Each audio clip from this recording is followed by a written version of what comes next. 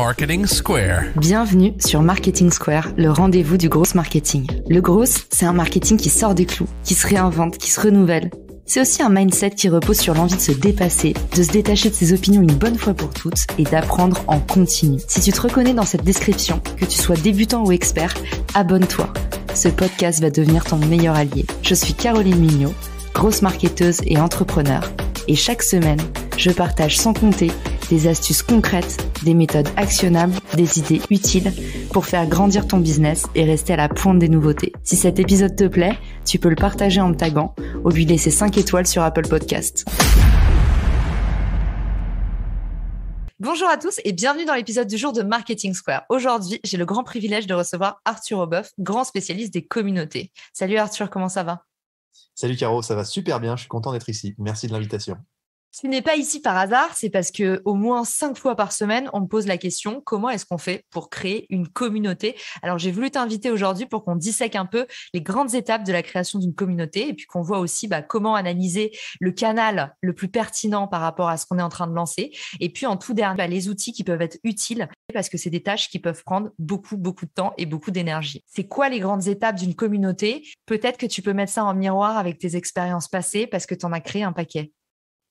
Ouais, avec plaisir. Alors, je vais essayer modestement de donner quelques conseils. En tout cas, moi, ce que j'ai pu en voir dans le passé et encore aujourd'hui, c'est qu'une communauté, déjà et avant tout, c'est pas des codes promo, c'est pas des ads qu'on va payer. C'est vraiment des choses humaines à la base. Donc moi, mes 3 étapes clairement pour créer une communauté, c'est 1, le why, donc la croyance commune partagée par la communauté.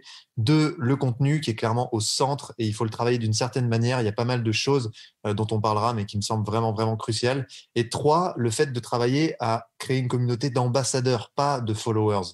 Voilà, c'est pour moi les 3 étapes principales et on pourra les disséquer avec plaisir. Parce que la grande chance qu'on a aujourd'hui, c'est que toi, en fait, tu fais pas partie des théoriciens. Tu as vraiment été sur le terrain, tu t'es cassé les dents parfois, tu es parti de rien plusieurs fois. Ouais, on peut dire que je me suis pas mal cassé les dents aujourd'hui. On me prend un peu pour Dracula, tellement j'ai les dents pétées. Putain, c'est la pire blague que j'ai jamais sortie. Donc moi, j'ai commencé effectivement il y a 10 ans maintenant dans les communautés, donc en 2011, à l'époque où Facebook cartonnait, et j'ai commencé à créer des communautés de zéro sur cette plateforme. La première communauté que j'ai créée permettait aux gens de raconter leurs pires anecdotes sexuelles de manière anonyme. Ça a été un gros carton, plusieurs millions d'abonnés. Et puis ensuite, j'ai créé plein d'autres communautés comme ça sur les réseaux sociaux. Donc j'avais une 12aine de millions d'abonnés sur l'ensemble de mes communautés, dans des verticales humour, culture générale, dans la musique aussi, etc. Et puis après, j'ai continué dans les apps mobiles où pareil, il fallait créer des communautés. J'ai géré un réseau social qui s'appelait Thriller, donc je gérais l'Europe. C'était hyper passionnant parce que j'ai vu de l'autre côté du miroir justement comment ça fonctionne, comment on fait grandir un réseau social en créant des influenceurs, comment fonctionnent les algorithmes, etc. Et puis aujourd'hui, je continue puisqu'on crée la communauté Time for the Planet, qui est une communauté active pour le coup, mais ça fonctionne aussi très bien sur les réseaux sociaux. Et on grandit notamment grâce à LinkedIn, et on en parlera, pour lutter contre le dérèglement climatique à grande échelle en utilisant l'entrepreneuriat et l'intelligence collective. En tout cas, Arthur, tu fais vraiment pas tes 65 ans. Je sais, mais les dents de Dracula, quand même, souvent les gens hésitent jusqu'à ce que je souris. Et puis quand je souris, là, ça... C'est une question que j'ai tout le temps également. Comment est-ce qu'on identifie le canal clé ? Quand je dis canal, c'est souvent le réseau social clé pour activer. Qu'est-ce qui marche bien aujourd'hui pour faire monter la sauce ? Je te donne des exemples. Est-ce que c'est un Discord ? Est-ce que c'est Circle ? Est-ce que c'est encore les bons vieux groupes Facebook ? Quels sont les outils, toi, que tu préconises ? Alors, pour identifier le canal clé, je pense qu'en se rendant à Amsterdam ou à Venise, on peut vraiment trouver des solutions. Et après, sur les réseaux sociaux, en vrai, je pense qu'il faut faire de l'essai-erreur tout le temps.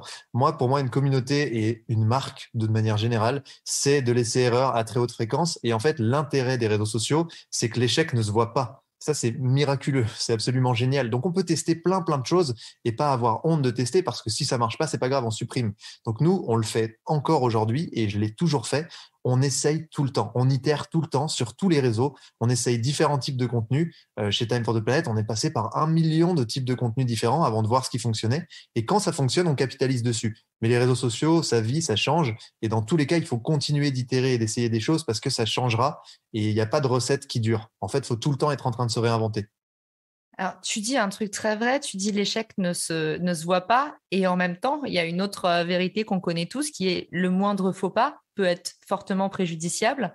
Alors du coup, est-ce que tu as des erreurs à éviter pour tous ceux qui nous écoutent, parce que ça arrive très très vite de faire aussi une bêtise sur les réseaux sociaux ou ce type de format hyper spontané. Ouais, alors le vrai truc, c'est qu'il faut faire attention à pas être clivant de la mauvaise manière. Si vous avez une croyance très claire, un why très fort qui est incarné par vos messages et que ces messages-là sont clivants, mais qu'il y a une communauté qui se retrouve dedans, aucun problème. Si vous essayez d'être clivant pour surfer, parce que être clivant sur les réseaux sociaux, c'est ce qui fonctionne, ça crée du débat, donc des interactions, donc de l'engagement, et donc forcément, ça fait un peu de vues. Si vous le faites de la mauvaise manière, c'est clair que c'est quitte ou double. Ça peut être hyper dangereux. Donc, c'est clair qu'il vaut mieux éviter d'aller dans le clivant juste pour aller dans le clivant. Il vaut mieux chercher à tester, à itérer avec des typologies de contenu différentes, mais sans se dire essayons de rentrer dans le tas pour sortir du lot. Après, ça peut être une stratégie et pourquoi pas, mais il y a plus de risques de bad buzz, en effet. Très clair. Et pour reboucler, je dirais aussi l'avantage d'avoir une communauté, c'est que dans ces moments-là, quand vous faites un faux pas, vous allez avoir des haters, mais il y a aussi les brand ambassadeurs que tu mentionnais précédemment. Et en fait, eux sont des puissants boucliers de protection dans ces cas-là. Et un petit peu, justement, encore une fois, tes meilleurs sauveteurs. Vous, chez Time, vous avez très bien réussi en fait à onboarder des gens, à les emmener avec vous. Alors, c'est quoi un peu les mécaniques clés pour passer justement de manager à leader? Ouais, alors vraiment, le vrai truc, c'est le why, hein. Enfin, on en parle souvent et je renvoie les gens à Simon Sinek, qui est assez passionnant là-dedans avec son Golden Cycle, tu sais, le what, how, why. Et donc, le why, c'est vraiment quelle est la croyance commune qui nous rassemble, quel est ce qui porte cette communauté, parce que tu n'auras jamais des gens qui auront 100% de connivence. Par contre, trouver un why très puissant, l'exprimer souvent, c'est ça qui va créer nativement une communauté. Et donc, il faut absolument travailler sur ce why. La sémantique est super importante. Faut pas du tout négliger les mots. C'est ça qui fait la différence vraiment pour créer une belle communauté, parce que chaque mot renvoie à un imaginaire collectif. Et si tu arrives à trouver les bons mots qui renvoient un maximum de personnes à cet imaginaire, à cette croyance, ça peut fonctionner. Nous, notre croyance, elle est assez simple. C'est que l'écologie doit se marier avec l'économie.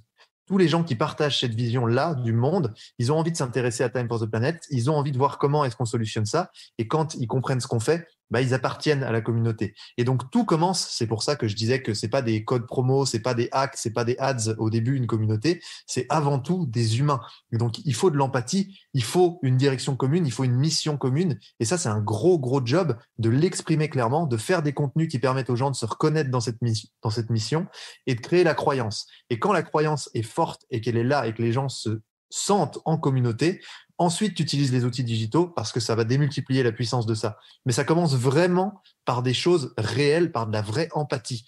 Et donc pour parler du bouclier des haters dont tu parles un peu aussi, c'est même pas le bouclier des haters, c'est plus essayer de comprendre les gens. Et donc nous, les haters, on les appelle au téléphone et on prend du temps avec eux. Même Nico, là, mon associé, il a invité plusieurs haters au restaurant. Il leur a payé le restaurant. Mais en fait, c'est super important parce que il y a un truc qu'on voit pas sur les réseaux sociaux, c'est qu'un commentaire, tu peux choisir de pas y répondre à un commentaire de haters.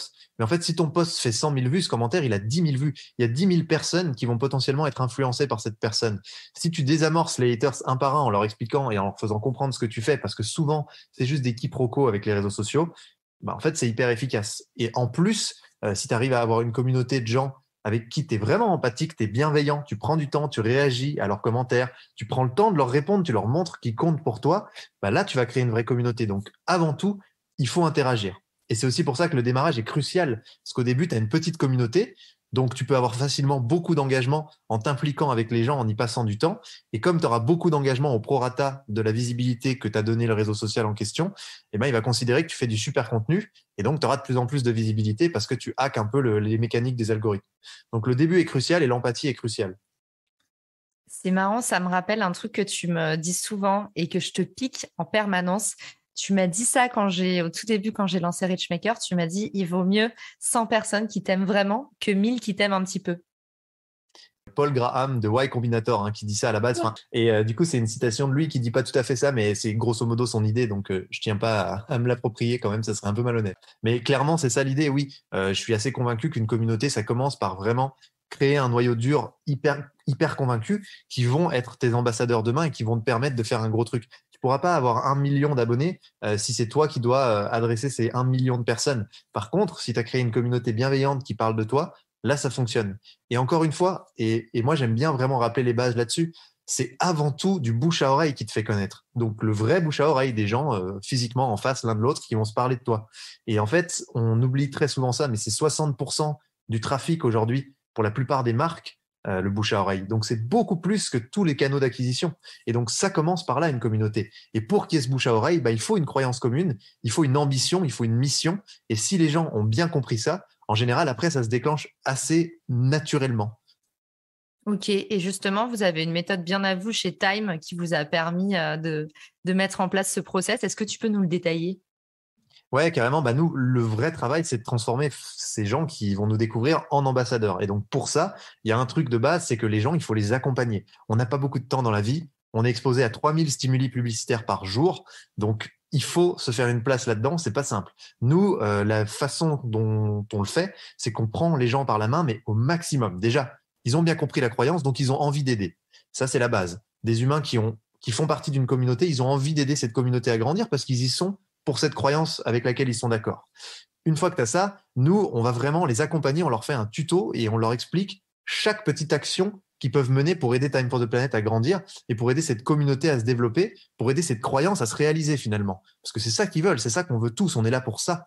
Et même si tu vends des cotons-tiges, il faut que tu fédères, il faut que ta communauté, elle soit à 300%. C'est hyper important. Il n'y a pas de sous-communauté ou de sous-croyance. Et nous, on fait des looms, donc tu sais, le petit outil là qui te permet d'avoir ta tête en bas pour faire des smiles et en même temps montrer ton écran. On fait des looms pour tout et on accompagne les gens dans toutes ces actions. Par exemple, on leur propose de poster des choses sur les réseaux sociaux, notre vidéo, le petit I join qui explique qu'ils ont rejoint l'aventure. Tu pourrais te dire, oui, ça va, je leur dis juste poste sur les réseaux sociaux. Mais non, moi, je leur montre exactement comment on fait pour poster, parce qu'il y a plein de gens qui savent pas faire. En fait, il y a que 1% des gens qui postent, tu le sais.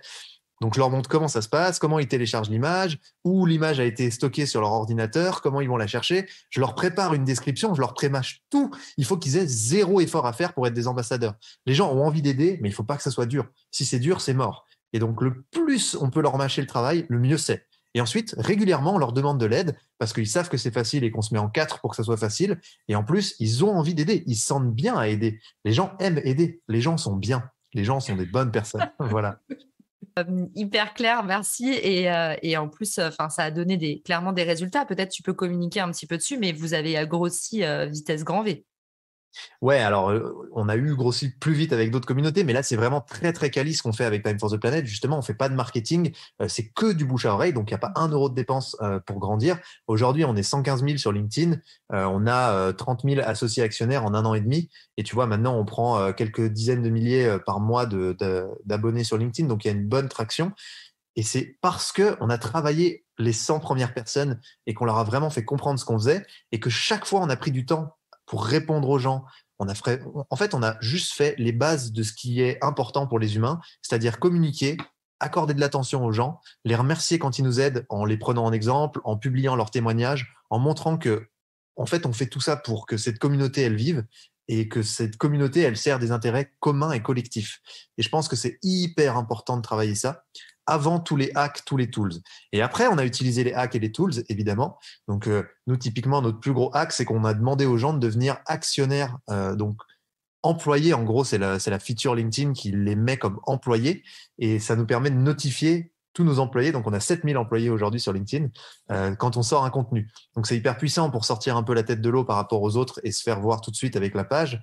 Et pareil, on a vraiment pris du temps pour former des petites équipes d'associés qui ont envie d'aider et d'agir à participer, à répondre aux commentaires sur les réseaux sociaux avec la page Time for the Planet notamment, parce qu'il y a plein d'interactions, donc on est obligé de se répartir les rôles et les tâches.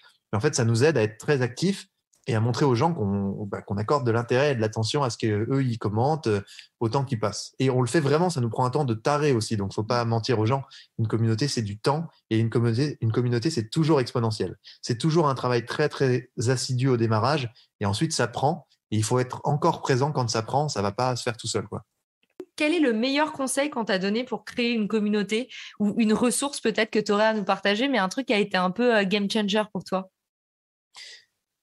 Le meilleur conseil, franchement, ça a été sois empathique. Parce que c'est ça, en fait. C'est comprends les gens. En fait, c'est le meilleur truc que j'ai lu là-dessus, qui a changé ma vie, et ça paraît complètement ridicule dans ce contexte, mais je vais quand même le dire. C'est le CEO de Tinder qui se faisait clasher au démarrage de son aventure, au tout début, donc quand moi je commençais aussi. Et en fait, les gens lui disaient mais c'est n'importe quoi, c'est vraiment dégueulasse ce truc, on fait droite-gauche sur des gens, c'est des gens, tu vois, genre, et donc les gens lui reprochaient tout ça à l'époque. Faut quand même se rappeler qu'au début, c'est complètement weird, genre un truc où tu fais droite-gauche sur des vrais gens. Et en fait, lui, il avait dit, mais en fait, pas du tout. Moi, j'ai travaillé 1 million d'applis de rencontres et il n'y a que celle-là qui marche parce que c'est la seule qui imite la vraie vie. Et le gars, il dit, mais n'importe quoi, mais qu'est-ce que vous me dites? Et en fait, il dit, si, ça imite complètement la vraie vie puisque quand vous voyez quelqu'un, la première chose que vous regardez, c'est son physique. Donc, c'est le premier critère. Ensuite, vous regardez si vous avez des intérêts en commun, comment cette personne est habillée, est-ce qu'elle porte un livre que j'ai lu, ou enfin des trucs voilà qui te permettent de reconnaître, voilà. Et ensuite, vous en venez à la discussion. C'est ça les étapes de la vraie vie. Et donc lui, sa conclusion, après des années dans le digital, c'était le digital qui marche, c'est celui qui imite la vraie vie. C'est pas un truc nouveau le digital, c'est juste la vraie vie digitalisée. Et ça, c'est extrêmement important dans les communautés parce qu'il ne faut pas penser que ça va fonctionner autrement que dans la vraie vie. Les gens, ils ont besoin de relations, ils ont besoin de se rencontrer, ils ont besoin de se parler. Et toutes ces mécaniques communautaires qu'on voit dans la vraie vie, il faut les reprendre sur les réseaux sociaux. Il n'y a pas d'impasse. On ne peut pas faire autrement. Et ça, je crois que c'est vraiment important. C'est ce qui fait que ça marche à la fin. C'est un peu théorique, mais en fait, concrètement, c'est juste prendre le temps de répondre aux gens, prendre le temps de leur écrire des messages, parfois de les appeler quand on sent qu'ils ont besoin. Parce que chaque jour, si vous avez 2 personnes qui se disent que c'est vachement bien et que vous êtes vraiment impliqués, au bout de 2 ans, vous avez 3, 4, 5 000 personnes qui sont à 3000% pour vous et qui ont compris ce que vous faites et qui ont envie de vous aider, quoi. Et du coup, en plus de tout ce love, il y a quand même quelques métriques un peu plus marketing pour pouvoir apprécier son début de communauté. Donc déjà, il y a l'engagement que tu génères, donc les interactions, la façon dont les gens y réagissent à ton discours, à ton message. Ensuite, il y a tout ce qu'on appelle l'UGC, User Generated Content. Donc ça, vous en avez eu beaucoup aussi et on a bien compris le hack de l'encourager. En fait, Arthur disait simplifier au maximum et montrer en fait tout le parcours de ce qu'on doit faire, ne serait-ce que pour faire un post sur LinkedIn. Vous avez aussi fourni des supports et ça marche du feu de Dieu. Maintenant, dans les campagnes d'influence, ils envoient tous les supports prêts à poster et c'est un véritable accélérateur dans les 2 sens. Et puis, la dernière étape dont on a peut-être un petit peu moins parlé, et pour être sincère, je ne sais même pas si vous l'encouragez ou si vous en faites vraiment chez Time for the Planet, mais c'est la cooptation. C'est-à-dire, c'est le moment, pour moi, c'est le Graal de la naissance d'une communauté. C'est le moment où, en fait, les membres deviennent des ambassadeurs autonomes et finalement, font un peu le travail à ta place et c'est le moment où tu automatises aussi ta croissance. Comment est-ce que ça se passe chez Time? Est-ce que tu l'as encouragé? Ça se fait naturellement? Dis-nous tout. En fait, alors juste pour rebondir sur ce que tu disais avant, parce que c'est important et ça va faire le lien, il y a quand même un truc qui est hyper important, c'est les contenus. Donc, est-ce que rendez vos contenus partageables, en fait, déjà de base, parce que sinon, vous allez avoir du mal à coopter. Et les contenus, c'est le centre de tout. Une fois que vous avez une communauté qui partage un why très fort, qui a une croyance commune, qui voit que vous interagissez, qui sent qu'il y a une vie dans cette communauté, qu'il y a de l'empathie, elle va se baser sur les contenus. C'est ça qui va la faire grandir. Parce qu'en fait, elle est demandeuse de contenu pour pouvoir diffuser le message, faire grandir la communauté. Et moi, j'ai remarqué des trucs complètement dingues dans les communautés que j'ai créées. Le premier truc vraiment principal, je pense, c'est qu'on est névrosé. Voilà, les humains sont des gros névrosés, je suis désolé de vous le dire. On taille nos haies en forme géométrique, on a des voitures géométriques, on est des gros tarés. Et j'ai carrément regardé des études qui montrent que c'est au moment où on a évolué très très vite, notre cerveau est passé de la taille d'une mandarine au cerveau actuel, qu'on a dû développer cette névrose, ce truc qui est un biais, qui est une folie, pour justement ne pas tomber dans la folie dans cette évolution de l'homme. Donc on s'égare, mais regardez ça si ça vous intéresse, c'est assez incroyable. Et donc ce que ça veut dire, c'est qu'aujourd'hui les humains, ils vont trouver beau un truc qui est parfaitement géométrique, de manière l'inverse de la nature, c'est-à-dire l'inverse de l'organique. Je pense que Steve Jobs et les mecs comme ça l'ont bien montré, mais en gros, quand vous faites un contenu, il faut qu'il soit nickel. Il faut que ça soit un truc de psychopathe si vous voulez vraiment avoir de l'engagement. Et l'exemple que j'ai moi là-dedans, j'avais une communauté qui cartonnait, où on écrivait des petites anecdotes sur des petits cartons sur les réseaux sociaux. Et en fait, avant, je respectais la syntaxe. Donc, je passais à la ligne quand c'était après une virgule. Je faisais en sorte que la syntaxe soit correcte. Mais ça me faisait pas des textes super beaux. Ils étaient écrits de manière un peu dégueulasse. Voilà, les lignes n'étaient pas de la même longueur, etc. Un jour, je me suis dit, je vais faire un test, je vais faire des textes qui sont parfaitement alignés, lignes de la même longueur, des paragraphes nickel, et le visu doit être super beau de loin quand tu scrolles ton feed. Il doit y avoir des marges sur les côtés, ça doit être parfait. Et en fait, j'ai augmenté de 40% mon engagement du jour au lendemain. Donc, on parlait d'un engagement de plusieurs dizaines de milliers de likes par post. Et en fait, ça a augmenté de 40%. Donc, c'était juste drastique et ça a tout changé. Et à partir de ce jour-là, je me suis rendu compte qu'il fallait être un psychopathe quand on crée du contenu parce que ça doit être parfaitement géométrique si on veut que les gens se sentent bien, confortables avec votre contenu. le relaie et engage avec. Ça change énormément. Donc, il faut des visuels hyper beaux, hyper épurés, qui ne demandent aucun effort intellectuel pour s'arrêter dessus si vous voulez sortir du lot au milieu du feed d'actualité. Donc ça, c'est le prérequis à la cooptation. Parce que derrière, si vous voulez qu'il y ait des gens qui portent votre message beaucoup plus loin, il faut qu'ils soient méga fiers des contenus. Il faut qu'ils aient tout le matos à leur disposition. Ils ont besoin d'une panoplie pour être capables d'agir et ils doivent pouvoir piocher dans cette panoplie. Donc nous, on l'a un peu fait. On leur met à disposition des conférences. Moi, j'ai créé des systèmes de Tupperware Time for the Planet. C'est-à-dire qu'en gros, je leur mets à dispo des conférences pour qu'ils aillent animer des conférences Time for the Planet où ils veulent avec leurs potes. Et il y a tout à dispo. Il y a tout le truc. Ils peuvent pas dire de conneries, en fait. Ils suivent juste un déroulé que je leur ai mis à dispo. Je leur fais une conférence démo pour qu'ils la regardent, qu'ils soient à l'aise avec. Et je leur fais même un petit jeu pour qu'ils puissent jouer aux questions-réponses à la fin sans dire de conneries. Et en fait, faut les accompagner, faut tout leur donner, quoi. C'est super important. Trop bien. Merci pour tous les conseils actionnables que tu nous as partagés, Arthur. Brillant, comme d'habitude. Commencez par recéter un maximum, tester des choses, aller chercher les 100 premières personnes qui vous aiment. Et puis après, suivez les bons conseils d'Arthur. Pour finir, Arthur, où est-ce qu'on peut t'envoyer des mots d'amour pour te dire merci pour l'épisode, c'était trop bien? Je vais essayer de ne pas faire une blague granuleuse et je vais dire sur mon LinkedIn, ça ira bien. Graveleuse, pas granuleuse. Et voilà. Ah oui, mais granuleuse, ça me permettait de faire une bourde de fin, c'est quand même intéressant. Merci Arthur d'avoir été avec nous et à très vite. Ciao. Si t'as écouté jusqu'ici, c'est certainement que cet épisode t'a plu. Ce podcast est rendu possible par Richmaker, le Tinder du B2B comme on l'appelle. C'est une plateforme que j'ai lancée et qui permet d'identifier des partenaires compatibles en fonction de ton business. En gros, dis-moi quels sont tes objectifs marketing et je te dirai qui va t'aider à les dépasser au sein de ton écosystème. Pourquoi aller chercher ses clients un par un quand on peut placer sa croissance en pilote automatique ?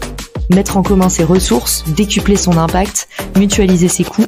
Après 10 ans à travailler en marketing entre New York et Paris, je me suis rendu compte que la pub était devenue un réflexe tristement automatique. Pourquoi est-ce qu'on baserait notre croissance sur des modèles qui nous placent en compétition les uns contre les autres ? Et toujours au profit des mêmes acteurs. Le vivant, qui est quand même notre ancêtre de plusieurs milliards d'années, nous enseigne que ceux qui prospèrent sont pas les plus forts, ce sont ceux qui collaborent le plus. Et si c'était pareil dans le business ? Pour découvrir l'immense pouvoir du co-marketing, j'offre des contenus que tu trouveras nulle part ailleurs sur richmaker.com, onglet Académie. Plus d'excuses, passe à l'action et à très vite sur Marketing Square, le podcast du gros marketing. Marketing Square.